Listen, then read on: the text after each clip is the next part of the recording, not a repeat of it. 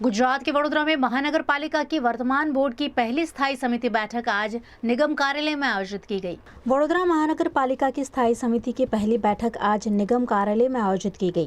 बैठक की शुरुआत हाल ही में दिवंगत हुए वरिष्ठ विधायक योगेश पटेल के सम्मान में 2 मिनट का मौन रखकर और उन्हें श्रद्धांजलि अर्पित कर की गई। बैठक के दौरान कुल 10 प्रस्ताव मंजूरी के लिए पेश किए गए, जिनमें से 9 प्रस्ताव को स्वीकृति प्रदान की गई, जबकि एक प्रस्ताव को मंजूरी नहीं दी गई।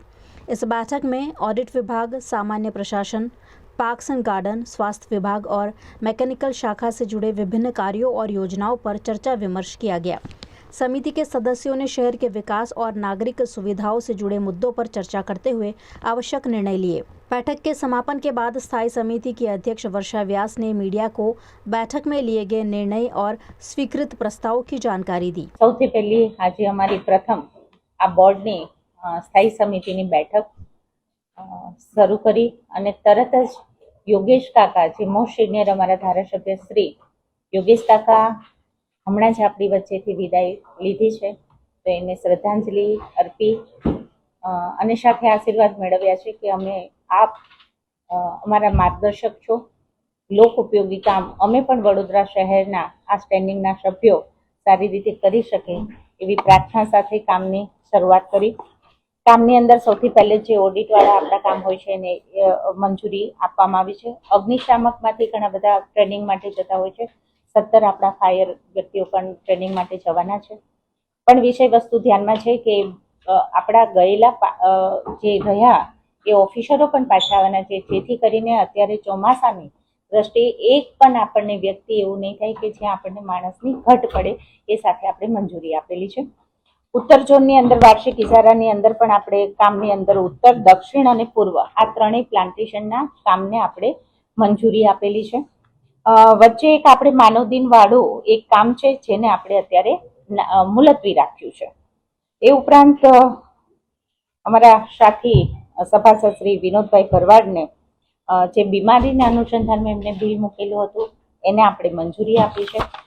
સાથે જ એસવીપીની અંદર જે બસની આપણી બસોની છે એ સ્પેશિયલ પર્પઝ વ્હીકલની અંદર જે સ્થાયી સમિતિના એક સભ્ય એની અંદર હંમેશા એની આપણે નિમણૂક કરતા હોય છે। ગયા ટર્મની અંદર બંદીશભાઈ શાહ હતા, જે અત્યારે આપણી સાથે સાથી કોર્પોરેટર તરીકે નથી, એટલે એમને રદ કરી ઠરાવમાંથી નવું સભ્યપદ અત્યારના સભ્યમાંથી નરવીરસિંહજી ચુડાસમાને નવું આપ્યું છે। આ બસોની પણ જલ્દીથી આપણી ઈ બસ થોડી આવી પણ ગઈ છે ને ઝડપથી થોડી આવવા જઈ રહી છે। એક બે સૂચનો એડ કરીને કે એની અંદર ટ્રાયલ બેઝ ઉપર 1 વીક આપણે વડોદરામાં સારી રીતે કેવી રીતે વ્યવસ્થાના ભાગરૂપે કયા રૂટ ઉપર લેવી, એ સાથે એ ઉપરાંત એક વસ્તુ અમે જ્યારે બેન તરીકે એક માંગણી મૂકી છે અને એને મંજૂર સાથે આગળ એસવીપી કરે એવું સૂચન ધારાધોરણ મુજબ આપ્યું છે। 1 સીટ ઓલવેઝ રિઝર્વ બહેનો માટે હોતી હશે, પણ અમે એસવીપીને એક સૂચન આપ્યું છે કે અમને એક વધારાની બીજી બહેનો માટે સીટ મળે, એક સિનિયર સિટીઝન માટે થઈને રિઝર્વ મળે અને એક સીટ વિકલાંગ માટે મળે, અને ઈ બસ આ રીતે એસવીપીની અમને મળે એવા સૂચન સાથે એને પણ આપણે મંજૂરી નરવીરસિંહ ચુડાસમાના નામ સાથે આપેલી છે।